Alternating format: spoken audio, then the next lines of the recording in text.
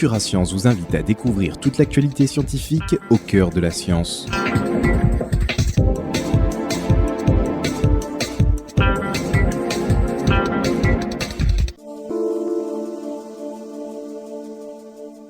Bonjour, voici les actualités du site futurascience.com pour la semaine du 1er au 7 mai. Vers un monde sans dialyse grâce aux cellules souches ?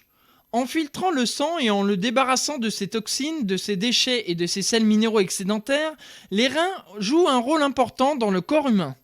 Les maladies touchant ces organes peuvent condamner les patients à subir des dialyses tout au long de leur vie. Récemment, grâce à des cellules souches de la moelle osseuse, une équipe de chercheurs est parvenue à réduire chez des souris les symptômes liés au syndrome d'Alport, une maladie génétique qui empêche les reins de bien remplir leur rôle de filtration. Ils forment le vœu de voir un jour un monde sans dialyse. Les chercheurs ne savent pas encore si les cellules souches sont devenues des podocytes, si elles se sont contentées de fusionner avec d'anciennes cellules ou si elles leur ont transféré leur noyau. En tout cas, les résultats sont sans appel. L'urine des souris ayant subi l'injection présente entre 70 et 80% de protéines en moins et leur sang 86% de toxines en moins. Le moyen par lequel les cellules souches ont rejoint les zones défaillantes demeure un mystère. L'équipe émet l'hypothèse que les reins malades attirent chimiquement ces cellules. Il reste encore beaucoup de chemin à parcourir avant que l'on ne vive un monde sans dialyse, mais la possibilité que des cellules transplantées échangent leur bagage génétique avec les cellules originelles et aident à guérir le syndrome d'Alport est bien réelle. Pour en savoir plus, rendez-vous dans les actualités scientifiques, catégorie vie. Réchauffement, la couche d'ozone souffle mais les vents s'essoufflent. Selon une étude parue la semaine dernière dans la revue Nature, la couche d'ozone s'est stabilisée ou s'est légèrement reconstituée au cours des 10 dernières années. L'éradication des CFC, chlorofluorocarbures, consentie par 180 pays en 1987, aurait porté ses fruits. Mais la régénération serait également due à des facteurs naturels. En tout cas, les chercheurs estiment que d'ici la fin du siècle, il y a peu de chances que la couche d'ozone retrouve le niveau qu'elle présentait avant 1980. Dans un autre article de Nature, des chercheurs annoncent que les vents qui traversent l'océan Pacifique entre l'Amérique et l'Asie du Sud faiblissent. Ces courants, qui font partie de la circulation de Walker, se sont essoufflés de plus de 3% depuis le milieu du 19e siècle et pourraient décliner de 10% d'ici la fin du 21e siècle. À l'origine de cette perturbation, le réchauffement climatique. Selon les chercheurs, la variation de la circulation de Walker, qui joue un rôle important dans la mousson, pourrait à la fois engendrer des sécheresses en Indonésie et faire diminuer la population des poissons au Chili. Pour en savoir plus, rendez-vous dans les actualités scientifiques catégorie Terre. Cette actualité fait partie du dossier On en parle, dont la thématique est le réchauffement de la planète. Futura Science, au cœur de la science. USV, un vaisseau spatial italien sans pilote et sans moteur à l'essai. Le Centre italien de recherche aérospatiale, CIRA, vient tout juste d'annoncer que son prototype de vaisseau spatial USV a quitté son hangar à Capoue pour rejoindre le site de lancement El Broglio à Trapani. Il mesure 9,2 mètres de long pour 3,7 mètres de large et pèse près de 1250 kg. Entre mi-juin et fin juillet, il sera harnaché à un ballon stratosphérique qui s'élèvera pendant 6 heures dans les airs jusqu'à atteindre une altitude de 25 km.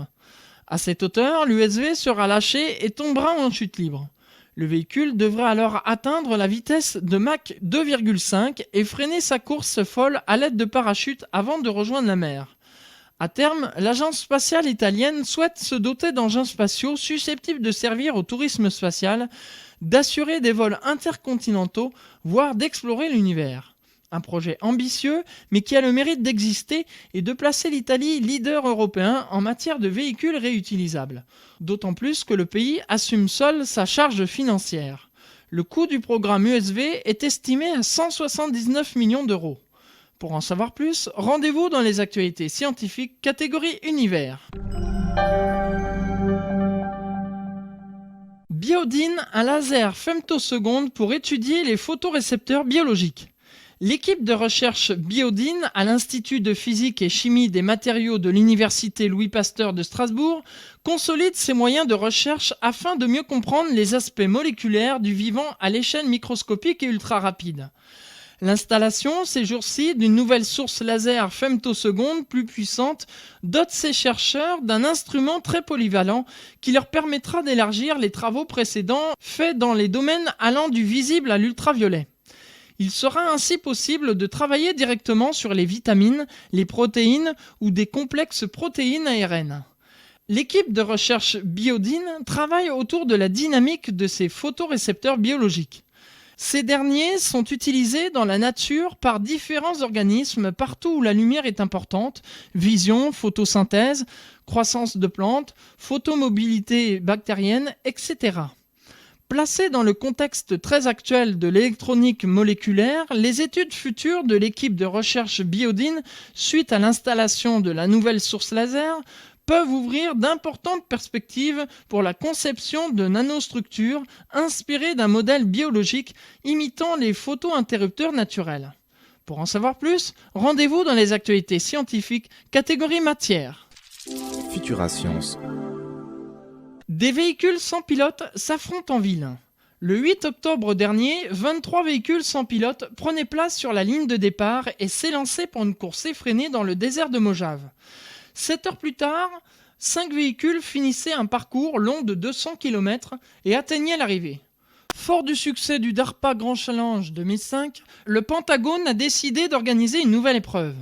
Cette fois-ci, les engins sans pilote auront à se frayer un chemin en ville au milieu du trafic. Sébastien Tron, membre de l'équipe lauréate du DARPA Grand Challenge 2005, est prêt à relever le défi. Il estime que les progrès accomplis lors de ces épreuves dans le domaine de l'intelligence artificielle pourraient servir à développer des véhicules intelligents aptes à naviguer en pilote automatique sur les autoroutes et à réduire les risques d'accidents. L'agence DARPA, qui cherche par le biais de ses challenges à développer de nouveaux concepts utiles à l'armée américaine, compte aider un certain nombre d'équipes à construire leurs véhicules sans pilote. En contrepartie, elle s'octroie certains brevets technologiques. Espérons que cette course ne s'achèvera pas sur un bilan aussi maussade que celui du DARPA Grand Challenge 2004 et ne sera pas le théâtre d'un gigantesque carambolage. Dans tous les cas, une chose est sûre, nulle victime ne sera à déplorer parmi les pilotes. Pour en savoir plus, rendez-vous dans les actualités scientifiques, catégorie high-tech. Découverte des origines de la lutèce romaine au cœur de Paris. Une équipe de l'INRAP, sous la direction de Didier Busson, département histoire de l'architecture et archéologie de Paris à la ville de Paris, met au jour actuellement un nouveau plan de l'histoire de Lutèce, un des premiers quartiers d'habitation de la ville antique. Cette fouille préventive, prescrite par l'État, se déroule au sommet de la montagne Sainte-Geneviève. La fouille en cours révèle l'existence d'une rue romaine que l'on peut dater du règne d'Auguste, 27 avant notre ère. Sa création est précédée d'une petite installation pionnière, toujours sous le règne d'Auguste, destinée sans doute à préparer le terrain avant la fondation de la ville romaine. L'un des objectifs de cette recherche est d'affiner la datation de cette toute première installation. Les premières maisons sont constituées de murs en torchis armés par un clayonnage de bois et reposant sur des poutres sablières. Les sols sont en terre battue. La fouille devrait permettre de mieux connaître et de mieux dater ces premiers états architecturaux privés. Dans le courant du IIIe siècle, ce quartier est progressivement abandonné, les moellons de maçonnerie sont en partie récupérés, ne laissant souvent aux archéologues que des fantômes de murs, des sols et des objets de la vie quotidienne. L'occupation se cantonne alors autour des pôles monumentaux, puis dans l'île de la Cité, protégée à partir du IVe siècle par un rempart. Ce vaste mouvement de recul de la ville est observable dans toute la Gaule. Il faudra attendre 14 siècles et l'installation du couvent de la Visitation pour que la ville reconquiert véritablement le terrain perdu. Pour en savoir plus, rendez-vous dans les actualités scientifiques catégorie vie. Nous vous conseillons aussi la lecture du dossier Zeugma, richesse d'un passé englouti. Futura Science, au cœur de la science. Les autres faits marquants en bref, un puissant séisme d'une magnitude qui s'échelonne entre 8 et 8,3 sur l'échelle de Richter, selon divers observatoires de sismologie, s'est produit tôt jeudi 4 mai 2006 au matin dans le royaume des îles Tonga, Pacifique Sud, déclenchant une alerte au tsunami très rapidement pour les îles voisines des Fidji, mais aussi la Nouvelle-Zélande et le reste du Pacifique, étant donné la faible profondeur à laquelle il s'est produit, seulement 16 km. Et puis mettez à jour sans tarder votre Firefox avec la nouvelle version disponible au téléchargement. En effet, elle corrige une faille qui pouvait être exploitée par JavaScript pour compromettre la sécurité de l'ordinateur. Pour en savoir plus, rendez-vous dans les actualités scientifiques du site futurascience.com. Quelques mots sur la thématique du mois qui s'intitule « L'eau, enjeu vital, rapace, dieu du ciel ». L'eau est-elle toujours bleue ? Cette interrogation résume à elle seule les nombreux enjeux qui tournent autour de cet élément vital pour notre planète et l'humanité tout entière.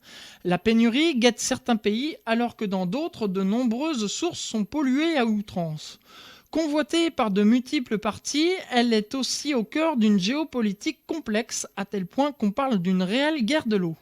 Durant ce mois spécial, nous vous proposons de faire le point sur ces différentes questions. Puis nous prendrons de la hauteur avec une série de dossiers sur les rapaces, dieux du ciel. Parmi ceux-ci, une carte blanche à Michel Mouze qui a volé avec les vautours afin de mieux les comprendre. À voir également l'avenir de l'énergie nucléaire et les impacts des changements climatiques sur les aires de répartition des essences forestières. Enfin, pour conclure, n'oubliez pas nos éphémérides astronomiques où vous pourrez découvrir jour après jour les phénomènes astronomiques à travers explications et photos, et aussi télécharger notre calendrier fond d'écran mensuel où les dates de parution des différents dossiers vous seront présentées pour ne rien rater. Bonne découverte sur Futura Science.